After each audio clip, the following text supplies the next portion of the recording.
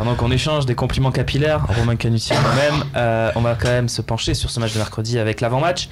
Et l'équipe du PSG, juste après, messieurs, ça sera à vous de jouer. Vous mettrez le costume du coach. En fait, on dirait une planche de surf à l'envers, tu sais, avec l'aileron aussi. Pardon. Donc toi, pas besoin de faire de vanne sur ta coiffure.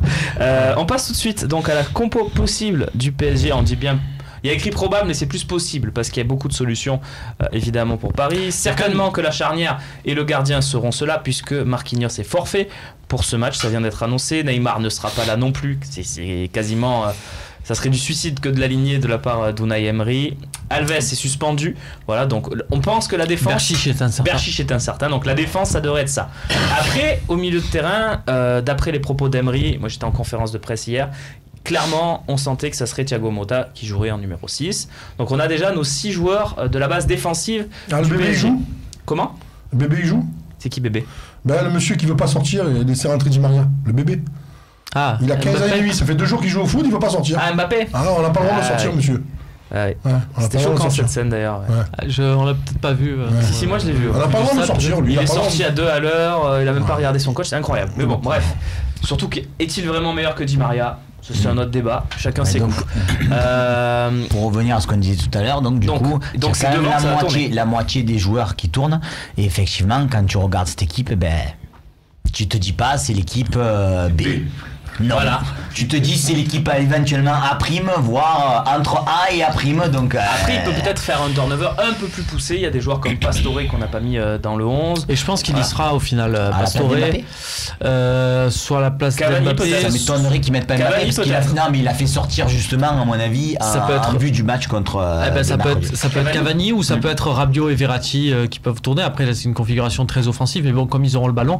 En fait, il y avait Babou sur ce plateau avant les 2 confrontations contre Paris et il disait un vestiaire c'est ce que vous voulez, vous pouvez faire de grands discours quand vous êtes coach, s'il y a 2 matchs 2 classiques et que vous laissez que les 2 classiques tu passes l'intégralité sur le banc, ça va être dur de te concerner pour la fin de saison. C'est une problématique qui est bonne pour l'OM parce qu'on parlait de l'OM mais c'est bon pour Paris aussi. Imagine un Draxler, imagine un Pastore, tu le laisses sur le banc 2 fois 90 minutes. Bon, Draxler il est rentré faire quelques minutes. Il jouera de toute façon. Tu peux pas derrière après leur dire les gars j'ai besoin de vous quand il va falloir se déplacer à 3 avant les matchs du Real ou juste après les matchs de Ligue des Champions. Ces mecs là tu les auras perdus. Je pense Romain qu'il faut prendre à mon avis le problème à l'envers.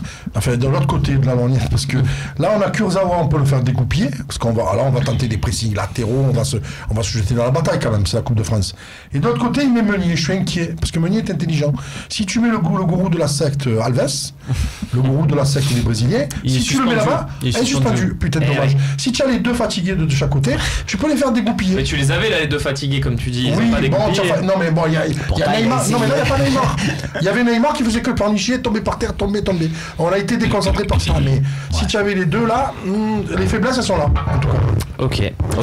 Non mais en fait, c'est extraordinaire de se dire, bon là, voilà, c'est l'équipe B de Paris.